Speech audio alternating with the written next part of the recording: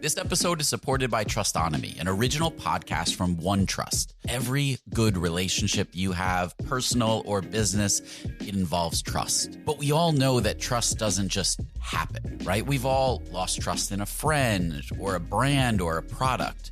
Trustonomy is a new podcast that looks at true stories from the past to understand how trust works and what makes it stronger and how to rebuild it when it's broken. Now, you know I'm a sucker for a good podcast that weaves historical stories and relates it to what's happening today. So I thoroughly enjoyed this Trustonomy episode and recommend that you check that out as well. Search for Trustonomy in your podcast player. We'll also include a link in the show notes. Many thanks to the OneTrust team for their support.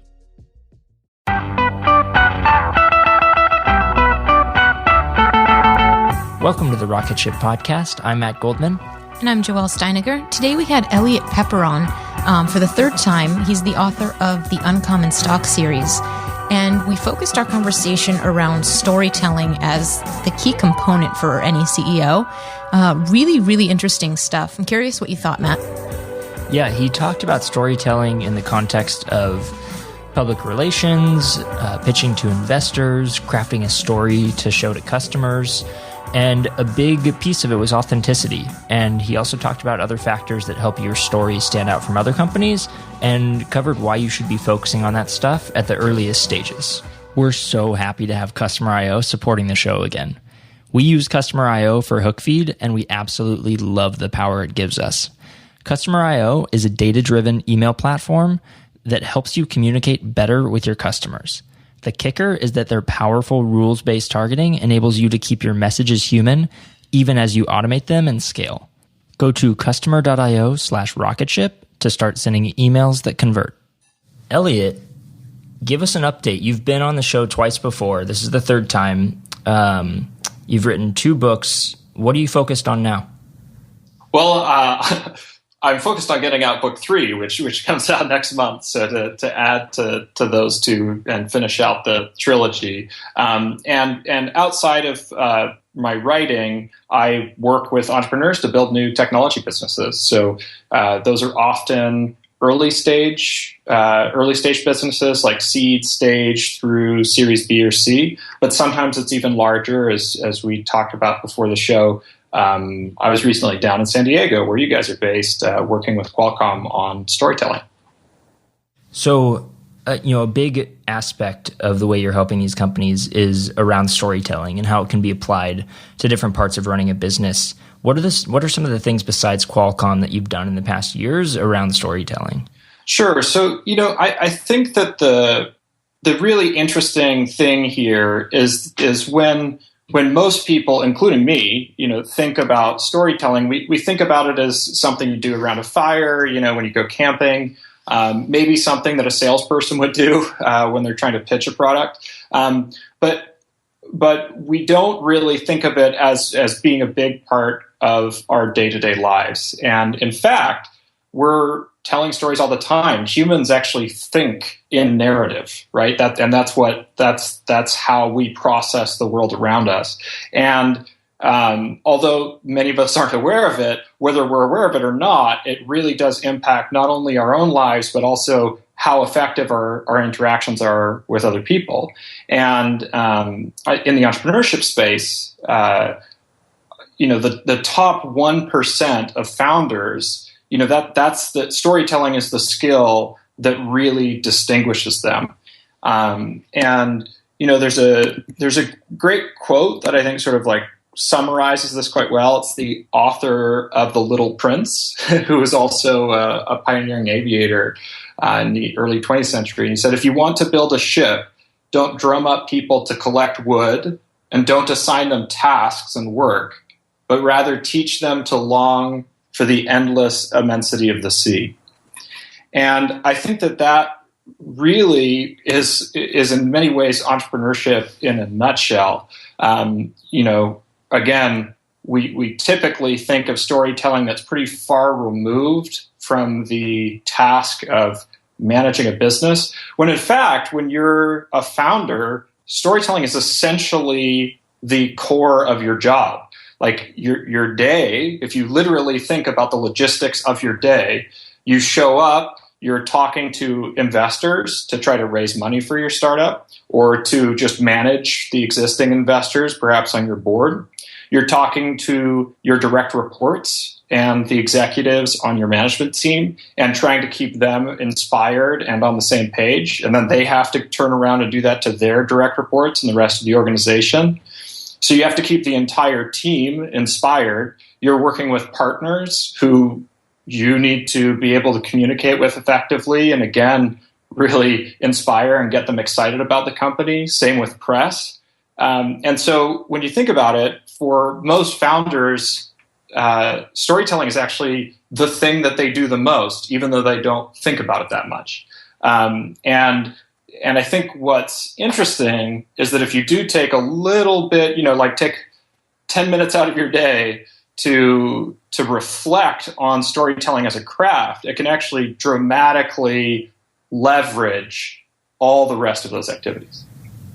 So help us out with some examples, if you can, of how you can improve at storytelling, or like maybe even a different way to think about what you do on a day-to-day basis to incorporate more storytelling and more vision into it. Sure. So, I think that there are a couple ways to break this down. If we go with like a really concrete example, so I spent a number of years as an entrepreneur in residence at T2 Venture Capital, which is a seed fund based in San Diego. And we would get pitched by entrepreneurs all the time. And there were some really, really simple things that could have vastly improved the quality of most pitches. Because normally when entrepreneurs go to pitch investors, and by the way, this doesn't just, this isn't just for investors. The same rule applies to if you're pitching TechCrunch to try to get featured or, any other kind of press or partner. When you're talking to someone external to the organization, especially for founders who are also makers or engineers, it's very, very typical to talk a lot about the product. So it's like, okay, this is what we built. This is why it's cool, right? Like, here are the different features that are amazing, and they're better than anything, right? And although that's very accurate, it's you can go into deep detail and describe what it is you're building. That is not how you get someone else on board, particularly an investor, because investors don't care about what you're building. Like, they don't care how, that specific aspect of what you're building is different, or why this feature is special, or how much work went into it. They care about the impact that it has on the world around you. So they're interested in what problem you're solving, not in the solution itself. And the majority of entrepreneurs, when they're pitching, will pitch a solution and talk about how great that solution is. And the interesting part is that it's not just that you need to talk more about the problem because that's how people will understand the context for the solution you're building, but also because stories that are about perfection are really boring. Think about the last time you went to a Hollywood movie, right? Like, or any movie, or read a book.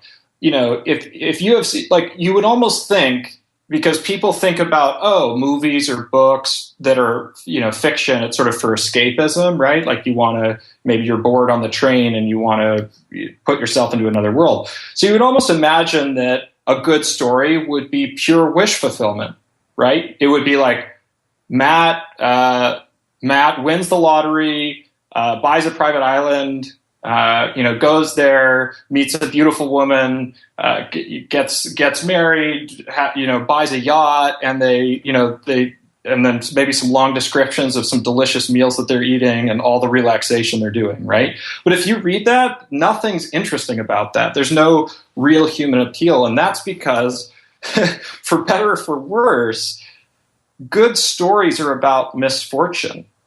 They're about human problems. So it could be external misfortune. So it could be like, oh my God, my house burned down, right? So that's something way beyond your control. Or they could be something internal, right? Maybe you have an internal shift and realize that whatever you've been doing really isn't the thing for you, or that you've been mistreating a friend or something like that, right? So it's like about overcoming something. It's about overcoming obstacles. And if you're going to tell a good story, you need to focus on the obstacle, not the ending, right? And so if you are building something and that something empowers your users, your customers, or yourself to overcome an obstacle, when you're pitching an investor, when you're pitching press, when you're really talking to more or less anyone, when you're trying to recruit a top new team member, spend a lot of time on why that obstacle is painful, why that problem is important, and then you'll find that you've just created the perfect context for your solution, right? And like you can probably spend 2 to 3 sentences describing your solution at the end of the meeting and then go into questions. This episode is brought to you by Miro. Whether it's agile planning, Scrum events, or technical diagramming, Miro is built for engineering workflows like yours. Enable your team to plan, align, and execute on your infrastructure initiatives all in one single place. That means you can plan your infrastructure efforts with intuitive project management and agile-focused features directly on a Miro board. Miro also has a ton of integrations like with Jira and Azure and Rally, so you can import tasks as native cards so you can see the big picture. Plus, Miro's estimation app gives you clear understanding of work scope and lets you identify gaps in analysis or understanding and set clear expectations for delivery, which is priceless. So, your first 3 Miro boards are free forever when you sign up. So go to Miro.com/podcast. That's Miro.com/podcast. Then does that only apply to framing the solution, or could that also be used to describe the founder's story?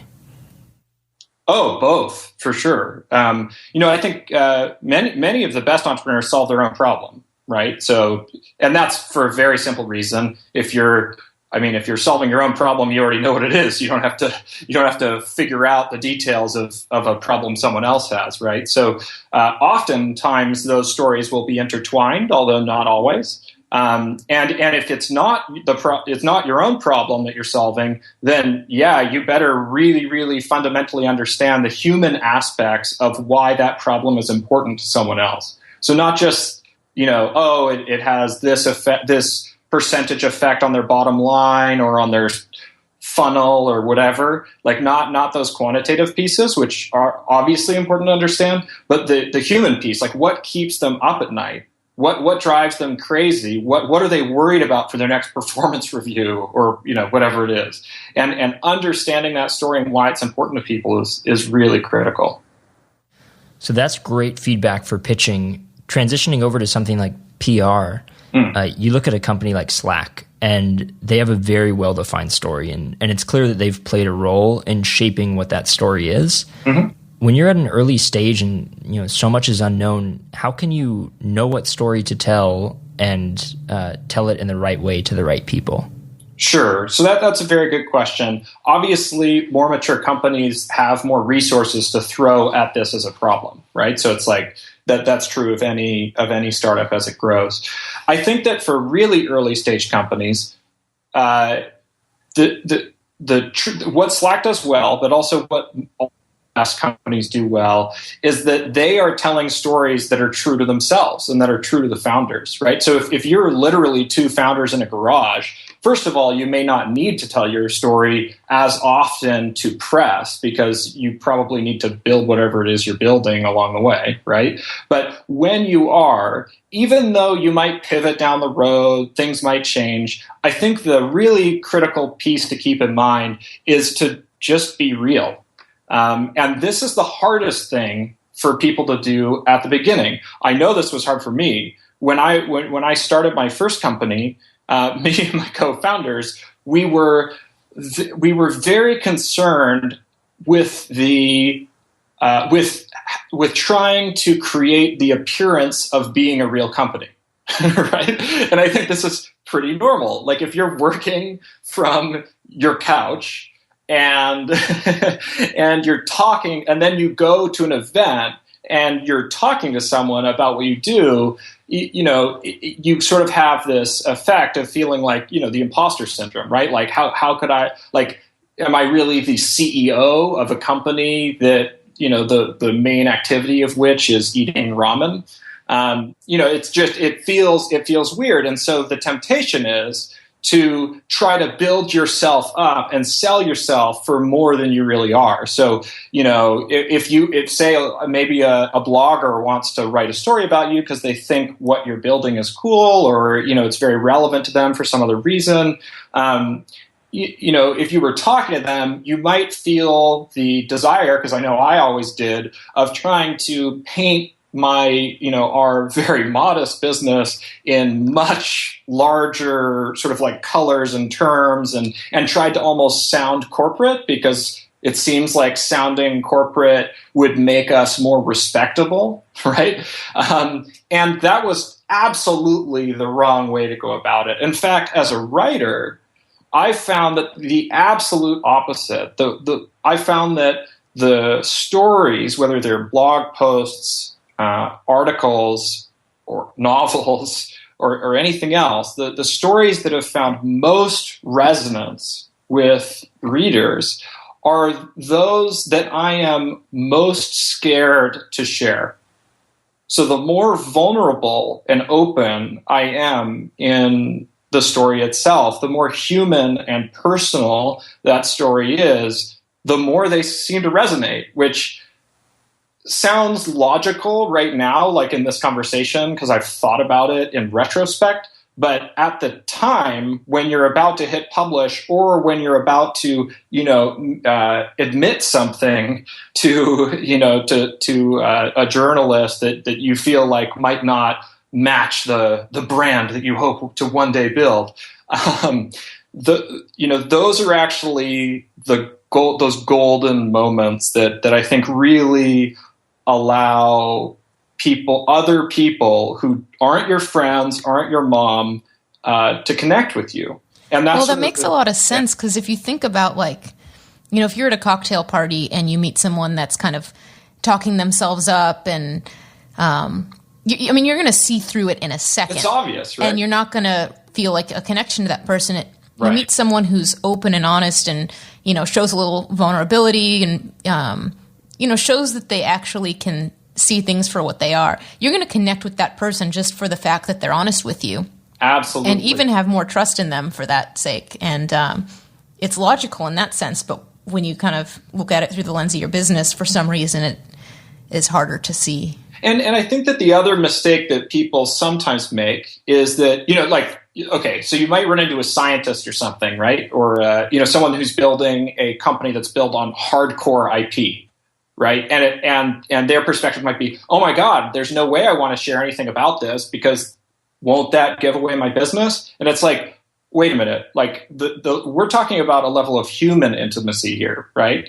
And I think that's exactly what you're getting at. And if you're doing something where the information is highly sensitive, your emotions aren't that sensitive, right? So you can talk about how you feel sort of frustrated that you can't reveal like the IP because the lawyers won't let you. Like, that's fine, right? As long as it's real. And I think that what you're saying is absolutely true. The end result of telling a story well is building the trust of people around you. And people are really, really good at sniffing out lack of authenticity, right? And so And to be honest, it's never worth it, right? Like and I did this for a long time. It was like, we try to build ourselves up, and in doing that, now you're setting up expectations that are totally out of line with reality that you're never going to be able to live up to, right? Which doesn't benefit you, customers, employees, or anything else.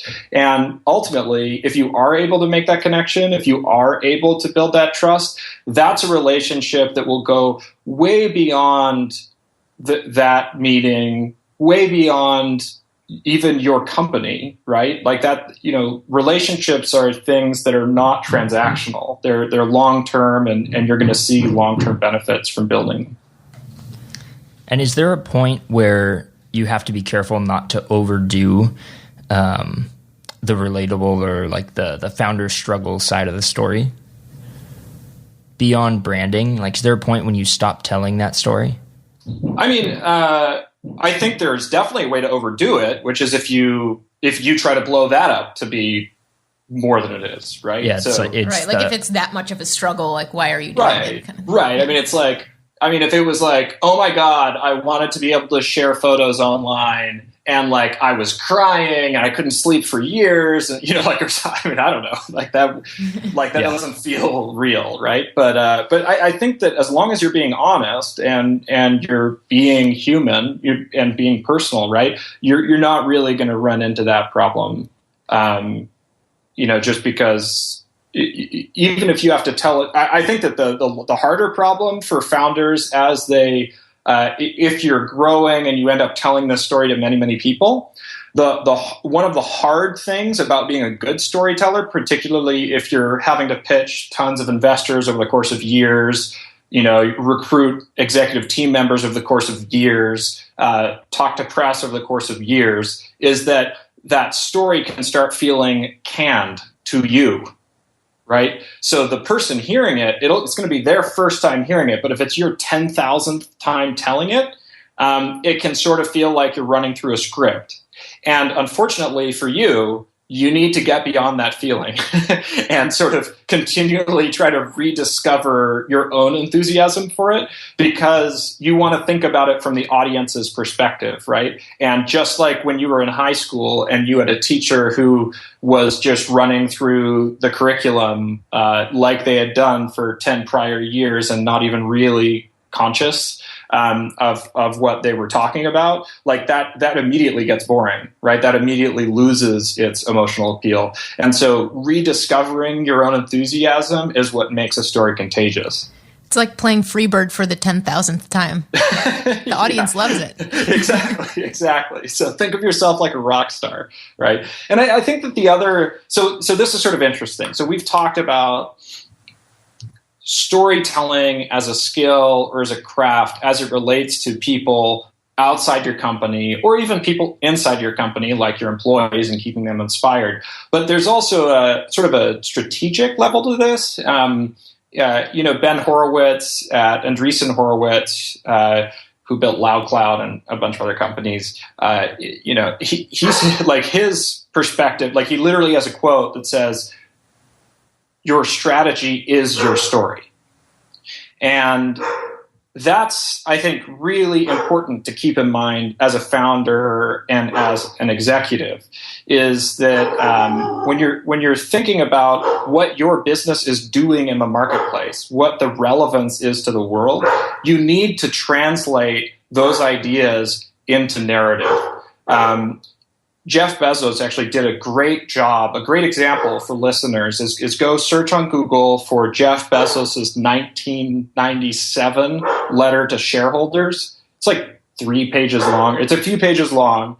And he does a fantastic job summing up the entire strategy of Amazon into a couple pages of extremely concise, extremely impactful narrative. And the important part there is that a strategy is not metrics. The strategy is not, a roadmap of objectives or goals that you're going to hit. A strategy is understanding why you're in business at all. It's understanding why employees should join your company, why they shouldn't leave once they're there. It's understanding why people should invest in you, and why people should be excited about you, and why you're going to win your market, right? Why you're important. And if that's sort of an evolving thing. It's something that obviously can change over time, but something you always need to keep present in your mind. And if you do, it can really help set the context, not just for how your teams execute, but also how the world sees you. And I think that's the heart of this, right? I mean, why is the heart of Simon Sinek's golden circles, right? So it's like, that's really the crux of story and why it's so important for founders. So to kind of circle back and sum up the key points to focus on when you're thinking about your story, one obviously is authenticity, which should go without saying, but often doesn't. And the second is to not ignore the obstacles, that's really the interesting part of the story. Are there any other key things to think about that we haven't touched on? Leave out the boring bits.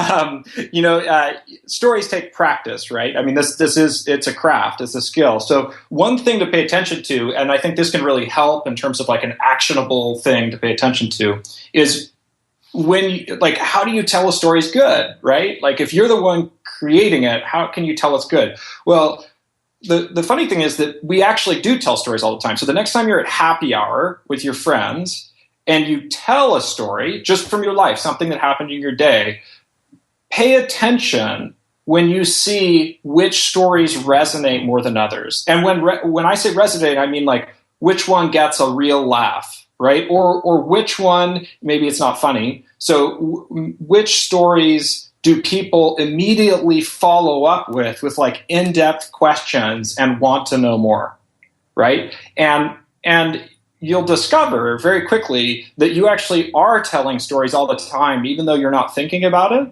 And you'll start to observe in yourself the aspects that make those stories more interesting to others, thinking about it from the audience's perspective. And so I think that would be, that would be another important thing to keep in mind. And then in terms of logistics, there are some easy things you can avoid, like buzzwords, like industry buzzwords or acronyms are almost always a bad idea, because if you use them, immediately you are alienating someone who doesn't know what they mean.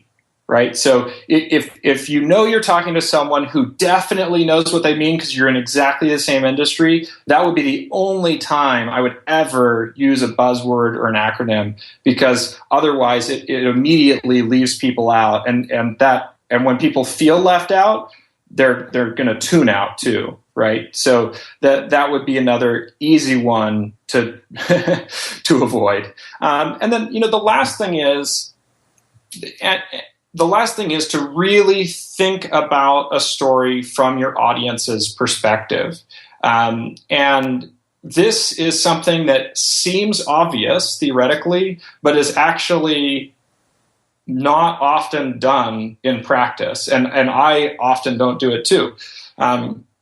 And an easy way to think about this is, again, in your personal life, if you were at like Thanksgiving dinner, you're not going to you might not, I guess it depends on your family dynamic, but you might not tell a sex joke to your grandmother, right? But if you might, I don't know, make a pun.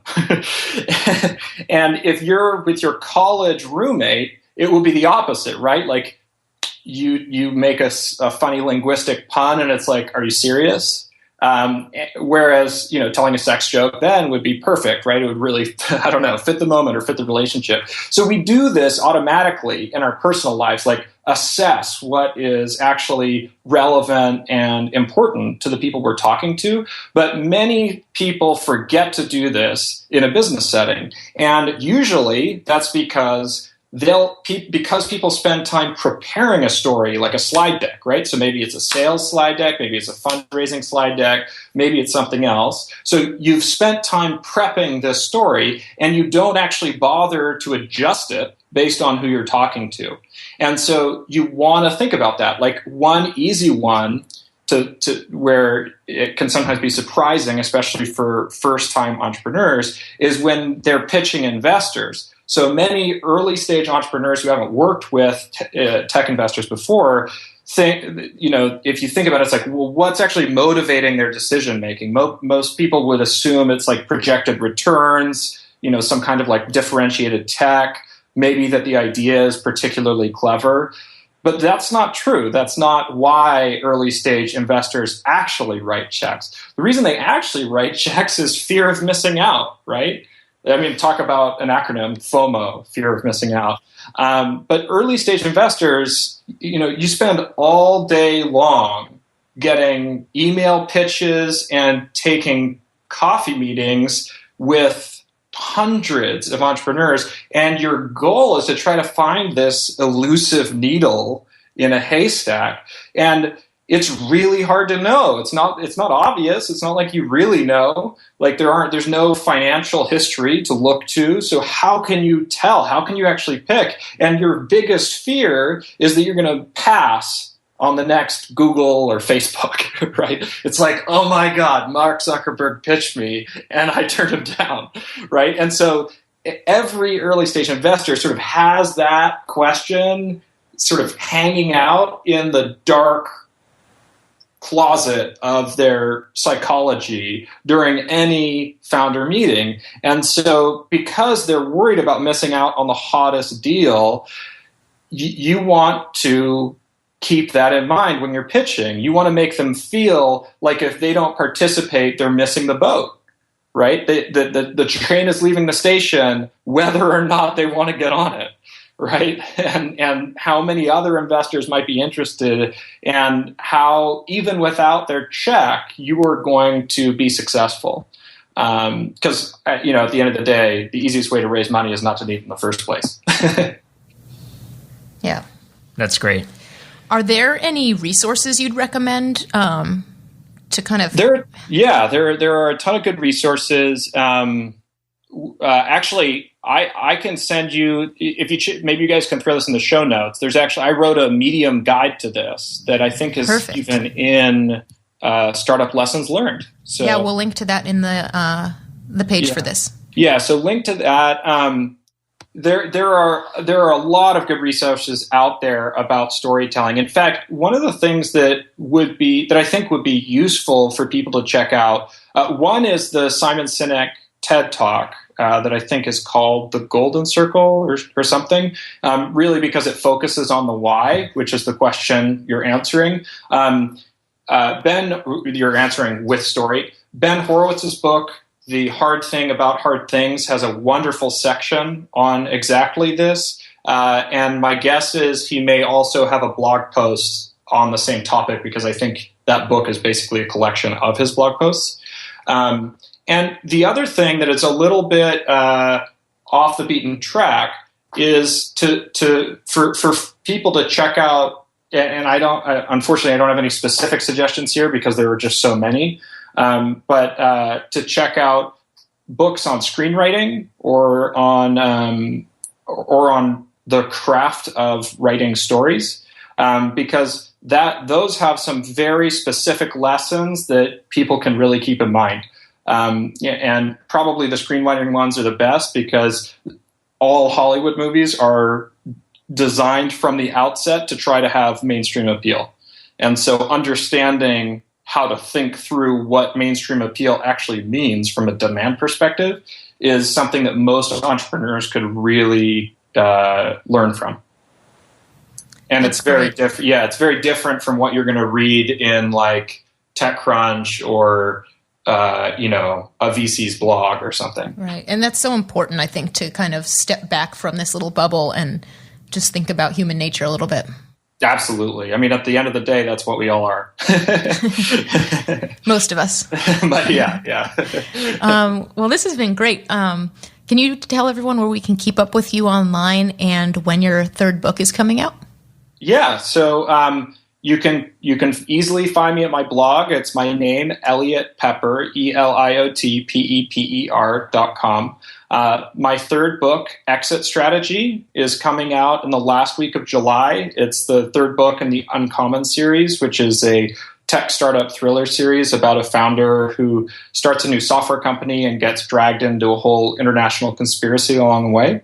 And I'm on Twitter, at Eliot Peper. I'm on Medium, Facebook page, all the normal places. I think that Rocketship listeners are probably tech savvy enough to Google my name and easily everything will pop up.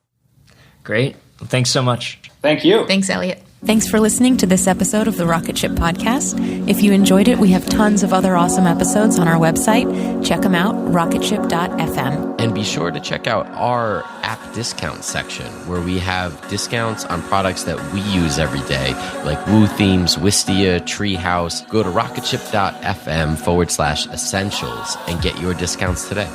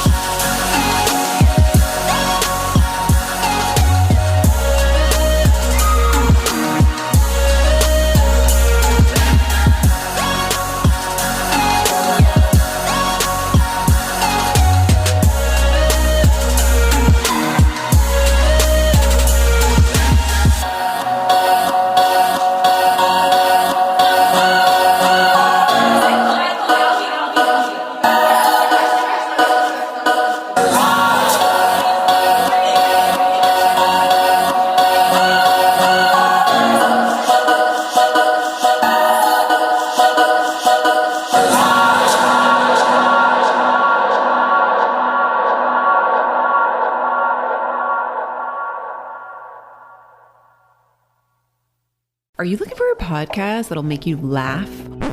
You came to the wrong place. That's not us. That's not us. Well, it is. We are a husband and wife who chat about raw, real relationship topics. Like sex. Like money. Like marriage and kids. But we're not afraid to talk about how your newborn baby probably isn't as cute as you think it is. If you're in need of entertainment while you're driving to work, because that sucks, we can join you in the suckage, kind of like being in your ear. Not physically. So if you want to laugh, Come check us out. Come check us out. brought to you by the Laughing Couple Podcast. I'm Dr. Ray Wingrant, wildlife ecologist and host of the award-winning podcast Going Wild, produced by Nature on PBS. In the brand new season of Going Wild, we're tackling the big question, how can humans look at our relationship to nature differently? And with the help of special guests like Christian Cooper, host of Nat Geo's Extraordinary Birder, and Ayanna Elizabeth Johnson, co-creator of the How to Save a Planet podcast. Follow Going Wild with Dr. Ray Wingrant on your favorite podcast app.